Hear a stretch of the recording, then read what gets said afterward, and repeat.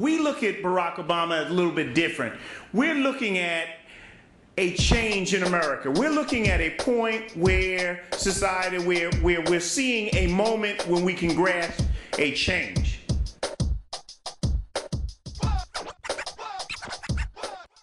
On the ground, people want change.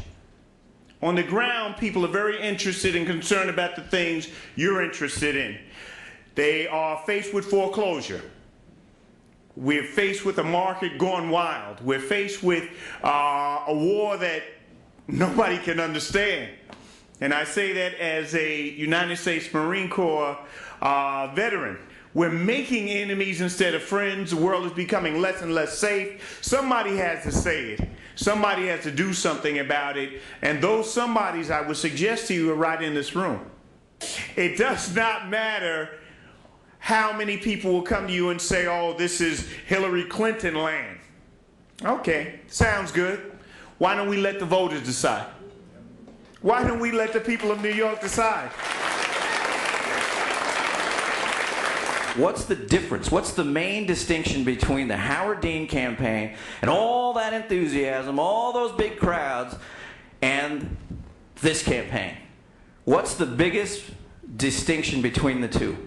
And I'll tell you, it's this. Howard Dean never did this. What is it? Training, putting a large investment up front about the strategy, the tactics of how we win. We have now trained over 2,000 people in Chicago.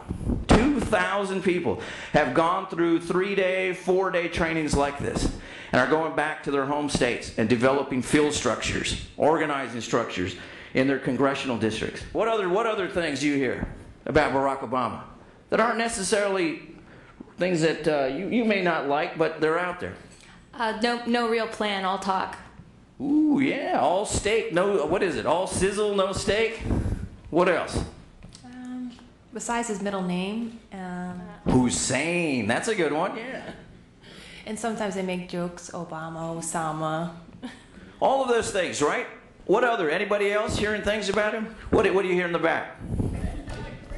All of these things were things that were talked about when he was running for the Senate race in Illinois.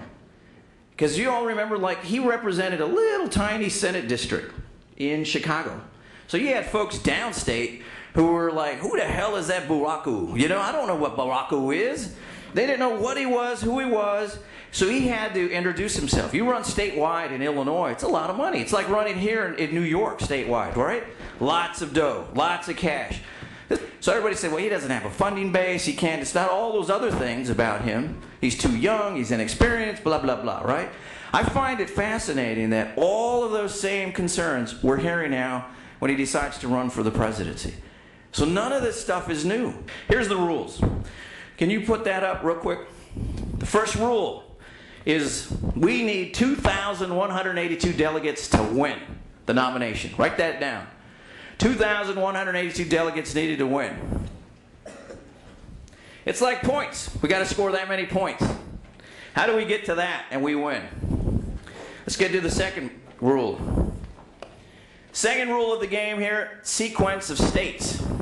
You can see the first state is Iowa, Nevada, New Hampshire, South Carolina, and then February 5th. In Iowa, you win Iowa. What do you think that's worth? What happens when you win Iowa? Immediately the next day, you're on the front page of every single newspaper in the entire country that you won Iowa. You're the lead story of every news magazine in the entire country that you won Iowa. This is how many offices we have in Iowa. Keep that slide up.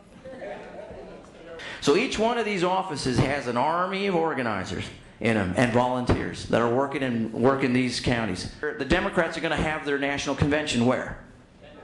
Denver, Colorado. It's fertile land for Democrats. So we picked Nevada. And what else? What other things about Nevada? 23% of the population in Nevada is Hispanic. 10% African American. 14% of the population in Nevada is unionized.